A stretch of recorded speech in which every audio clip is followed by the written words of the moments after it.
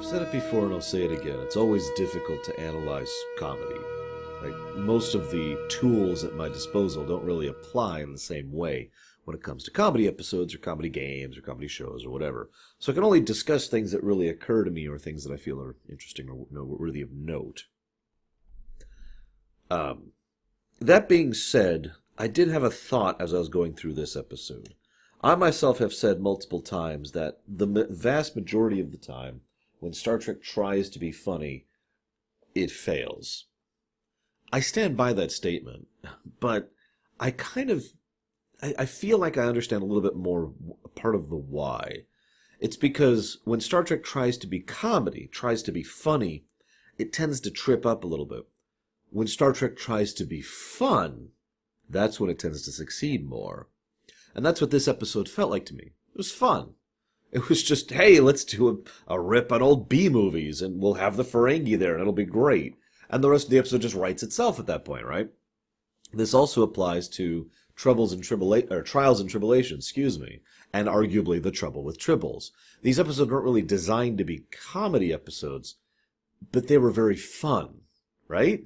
Compare and contrast Profit and Lace, which was designed to be a comedy episode and is, in my opinion, the worst DS9 episode ever made. So, I mean, it's just interesting to think about, interesting to consider. That being said, I sometimes wonder, like when it comes to fiction and the crafting of it, if they actually have the actors smoke cigarettes. Like, for example, if I was an actor on Star Trek and they're like, all right, we need you to be smoking in every scene. I'm like, I can't. I'm allergic to tobacco. And they'll be like, oh. Like, how do they deal with that exactly? I can't be the only person who has that kind of analogy or that kind of desire not to smoke. So, what do they do in those cases? That's just food for thought. I do have to comment on one thing. This episode, probably unintentionally, remember it's hard to take any of this stuff seriously, but probably unintentionally confirms for me a theory that I've had for a long time, that I admit I borrowed from Lore Mob. See, oh God, we've theorized for some time that the people of Star Trek don't speak English. And I know what you're going to say. Well, of course they don't. That's not what I mean. I mean, as in the humans don't speak English either. That English is not the dominant language. Now, there is the whole translation convection thing with, obviously, of course they don't speak English. And of course there's the universal translator thing, even though, if we're being 100% honest, the universal translator doesn't actually work the way it should. Let's just ignore all that for a second. I'm willing to say that the universal translator exists in order to facilitate people being able to talk to each other. That's something I am more than willing to accept. But I bring this up because we've always thought that they speak something kind of like, basic, for example. Like how Star Wars uses Arabesh instead of, English alphabet, that kind of a thing. And the main reason this is posited, specifically with regards to this episode, is Bashir hands Nog a big old pad which just says Earth right on the cover, right? Big English letters. And yet when they get to Roswell, or wherever, they have no actual, they don't even mention the thing as existing, the pad. Even though they've been in the shuttlecraft and were able to go around and examine it, they found the command area, they found the sleeping area, right? So you'd kind of think, based on the circumstances, that they would have found the pad.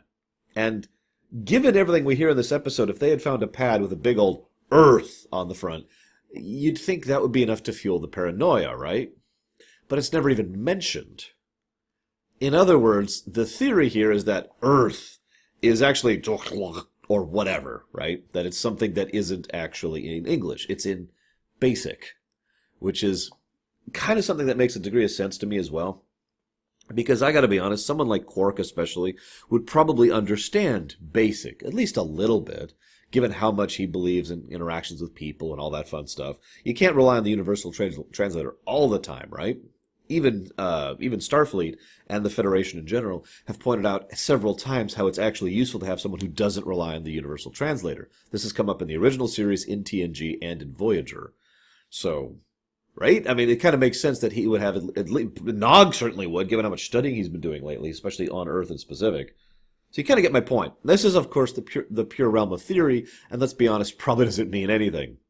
But I have to admit, I've always liked the idea that that Starfleet, that is to say Earth, when they first started getting together with the Vulcans, when the Vulcans and them first started their initial, the Vulcan moment, when the Vulcan moment happened, there's this idea that at that point in history, Earth spoke a lot of different languages, right? I like the idea that they had sort of made a new language, probably with the Vulcans and with their help, and that became Earth Standard. Basic, in other words. That's just an idea that's always kind of appealed to me. And that would actually also explain why people like Hoshi would have been so valuable back in the day. Anyways, moving on. So Nog is getting into the academy. Okay, I'm willing to buy that. I have a weird question for you guys. How much, if any, of that decision do you think was political? I actually brought this up before in Coming of Age, I believe, back in TNG. The idea that Wesley basically barely didn't make it into the academy, but that the non-human got in. And the idea of, we've never had one of you in the academy, and basically that the Federation was playing at politics, which, let's be honest, the Federation does all the time, so it wouldn't really be that much of a surprise. In other words, given how much time and effort it takes Wesley, who, you can hate him or love him however much you want, the kid was a genius, how long it took him to get into the academy until season 4 of TNG, which is an episode I believe we've covered by this point. I have, but I'm pretty sure that episode's come live. Given how much time and effort it took Wesley to get into the academy, and yet Nog gets in basically first try. Now you could say, well, of course Sisko was, sponsoring him, but at the same time, first of all, Picard was definitely sponsoring Wesley, and you can't tell me Picard's name didn't have weight in Starfleet, especially at that point in history. Second of all, the main reason Sisko was involved is because he had to be. Ferengi were not a member race, and only member races need a sponsor in order to be sent in, right? I mean, all of this makes sense. So I just kind of say, do you think this is politics that the Federation, Starfleet in particular, I should say, is allowing Nog in relatively easily? Now, the obvious answer is yes, of course they are. But I have to point out the unique era we're in here. This is a point in time in which we're still in the phase of recovery from Wolf 359. And that is a recovery that, well, is very important given the events that are going to happen over the next few years. It is entirely possible that they have, after Wolf 359, significantly loosened their restraints on exactly who can apply and why. It is worth noting that shortly after Wolf 359 is when Wesley finally got in, despite the fact that he was late. A slot opened up, I believe is the exact phrasing. In the final mission is when that came in. So just food for thought. I'm curious what you guys think. We do know well, I don't want to get into that. We'll cover that rest of that later. So they mentioned Cousin Gala. He's actually been mentioned several times before. We'll actually meet him eventually. And he's finally paid me back and he's given me a ship.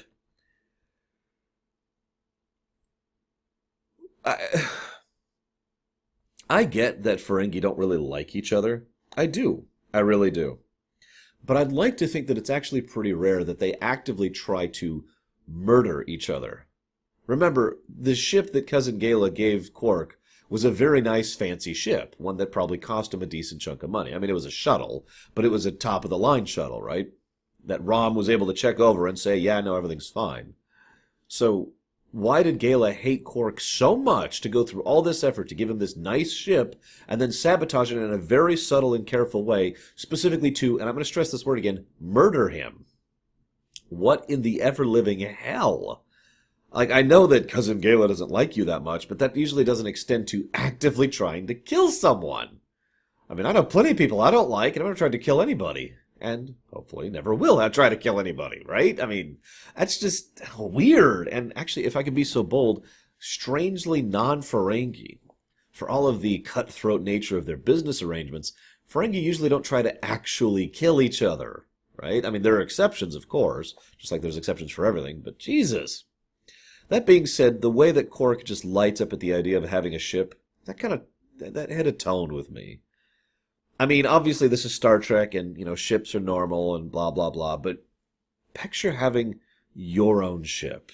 In Star Trek, for example. Your own ship with warp capable, long distance, we can go all over the place. It's yours. Like, tell me that wouldn't just kind of set off a little bit of in the back of your mind, right? Granted, I'm a bit of a ship person, so I admit I'm probably more affected this by most. But I imagine most people would be happy to have a ship, just about any ship, as long as it was, a decent enough ship within the Star Trek setting. Now, in real life, well, no. So, there's this nice bit where Jake and Nog, Bashir and O'Brien basically have a goodbye with Nog. And I kind of realized something as I was watching this episode. Aaron Eisenberg does a really good job of having two different smiles. He has the completely insincere smile, which we've seen a lot of in the past in most of his earlier presentations. But then there's this really genuine smile he does, and I don't know how else to describe it. It's so real. There's just a lot of genuine enthusiasm and I almost want to use the word joy in his real smile. And it's just a little touching every time you see it. I like to think that Eisenberg's presentation and the continued usage of Nog as a character is part of why Nog became one of my favorites on DS9. You know, I'm probably not at the level of like Garrick or Dukat or Oda or whatever, but it's still definitely up there in like the top 5 or whatever. Because there's just something really fascinating about someone who has one step in the door in all directions, right? Because that's kind of what Nog is, the Starfleet Ferengi, the usual member of the Federation and the Star Trek norm, who also is basically the exact antithesis of the Star Trek norm, right? It's a great dichotomy that works very well, and again, Eisenberg manages to nail it. Anyways, so there's this great scene, and everyone's like gushing about Nog and embracing Nog. Quick question, because I have a thought about this.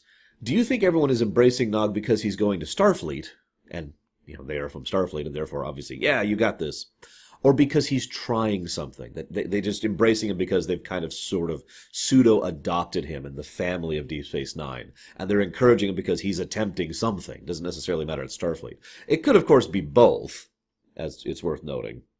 Oh yeah, by the way, just because I've been doing it, notice that Worf is still not a character.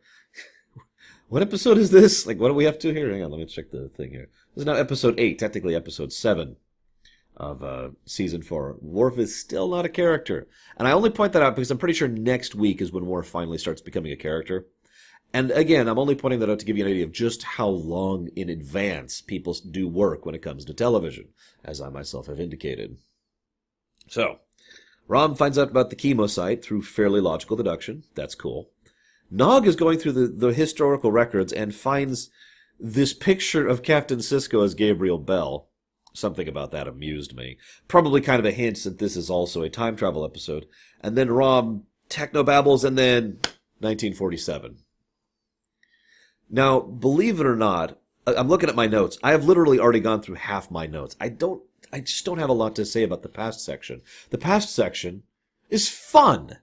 It's just fun. It's just them poking fun and having a ball with it and just kind of embracing the silliness of it. Everyone involved in the creation, there was actually like 5 or so writers who all worked on this episode, along with several uncredited rewrites. They got several decent guest stars. Most of these are recurring guest stars. Charles Napier is the one that really stuck for me, the guy who's usually known for being the military guy, and he plays that in this very episode. He was one of the hippies back in the worst TOS episode, in my opinion. We got Megan Gallagher back. She's a semi-recurring guest star. Of course, Grodenchik and Eisenberg absolutely nail it. There's quite a bit of really good guest star work, and each of them was basically told, okay, I want you to play this caricature. But rather than being one-dimensional, they come across as fun. I hate to keep repeating myself there, but you kind of get my point. So, they talk to the scientist guy, and they're like, all right, look, scientist guy, we need you, the scientist guy, to go and try and communicate with these people. Now, they start to talk to them, and the universal translators are broken. Very convenient. Obviously, we needed that so we could have the comedy scene. This is also probably one of the only times they mention the idea that universal translators are things that are imprinted or embedded, I should say, within someone. In this case, specifically in the ear cavity for the Ferengi. I wonder if that varies from species to species. We know that the computer itself can serve as a universal translator, although that's also a little bit more of the translation convention, because honestly what should have happened in those cases is we hear someone going, and then over that we hear another voice saying, I'm talking to you now in my language that is not English, something like that. One of the other things I like about this episode is it constantly makes fun of, old humans, I guess for lack of a better way to put that, oh my God, they'll buy poison. You could buy tobacco at the stores. If they'll buy poison, they'll buy anything. And Quark starts to get really big plans. One of the things I find funniest is that Quark is actually a victim of vampire ego syndrome here. Now, on the off chance that you have no idea what I'm talking about, which I imagine most of you don't, on the list of lorem that I have on my website, plug, there's a concept that I call the vampire ego syndrome. It's when someone has a minor advantage over those around them, and it immediately goes to their head. And they're like, I am all powerful. And that is exactly what Quark does here. He has the advantage of technology and knowledge over these people, and that's it. He is actually very weak and in an extremely bad bargaining position overall. And he is thinking about literally taking over the entire planet and then taking over the entire galaxy. He is literally just, oh yes, I will have everything. I will rule on high as Sultan. And yet he is speaking from a position of absolute weakness. Again, vampire ego syndrome.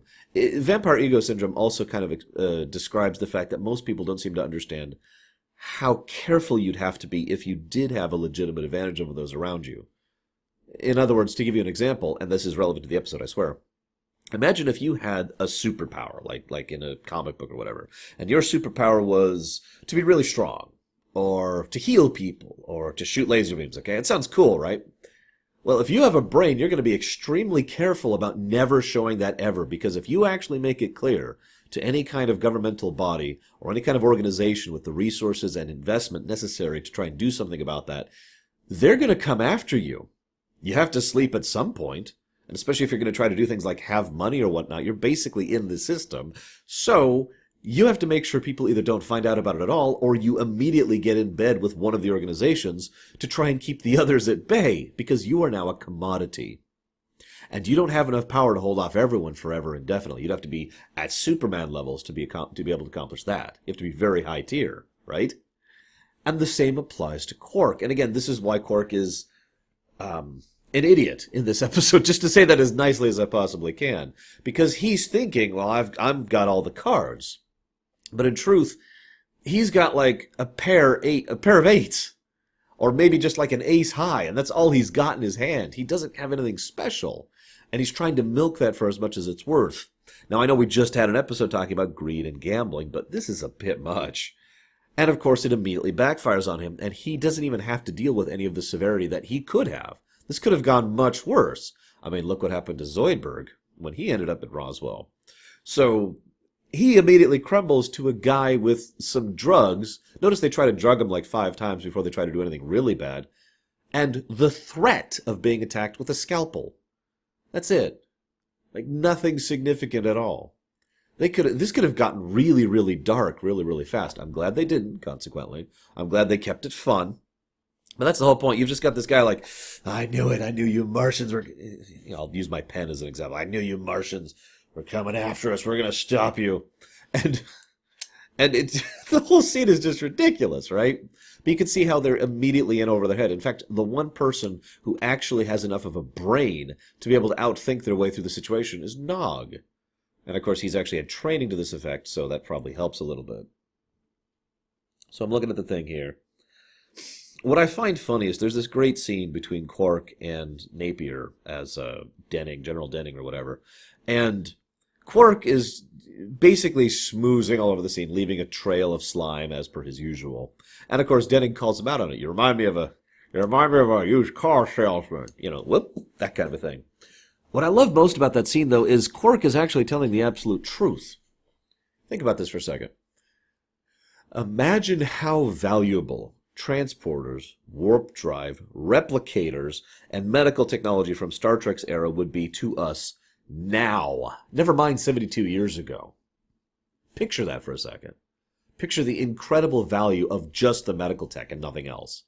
A properly one of the THX or whatever tricorders would be incredibly useful just by itself, just for its ability to diagnose. Never mind the incredible value of a replicator, which is basically an invaluable tool, right?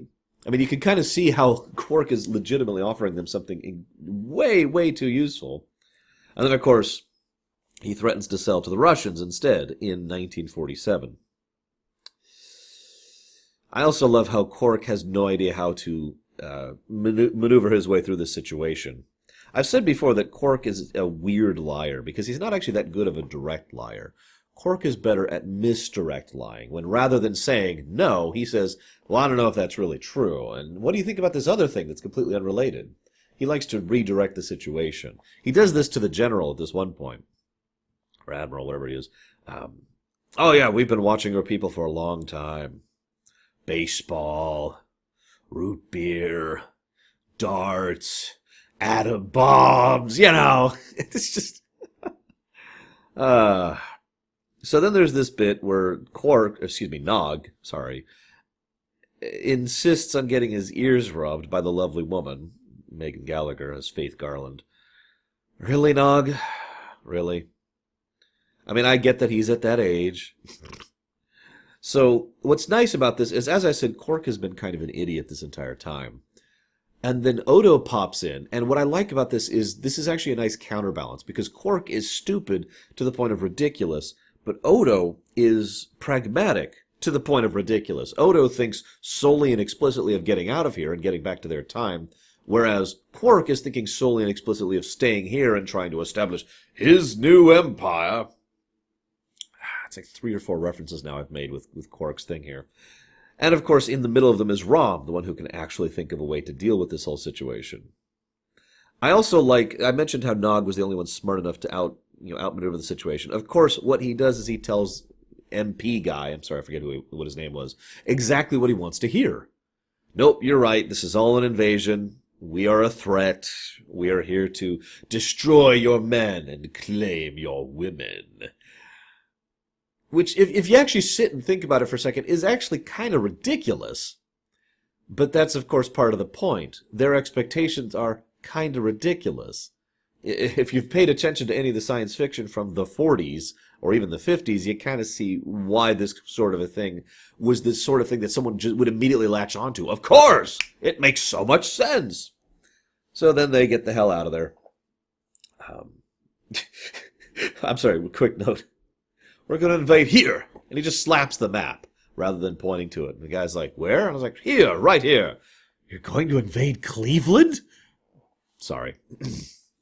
So, and then there's this bit where, she's like, aren't you guys going to get in trouble for helping us? Well, no, you guys coerced us with your insidious mind control powers. Oh, that's a good one. I like that. And what I like best about this is there's this sort of weirdly universal understanding, as all attempts at subterfuge, all attempts at manipulation, and all attempts at outthinking or whatever are just dropped. And instead it's just Quark being Quark, which is ironically when he's his most affable, at least in my opinion, and Nog being Nog and Rom being Rom, and they're just basically chatting with these people like, yeah, okay, we got to get out of here.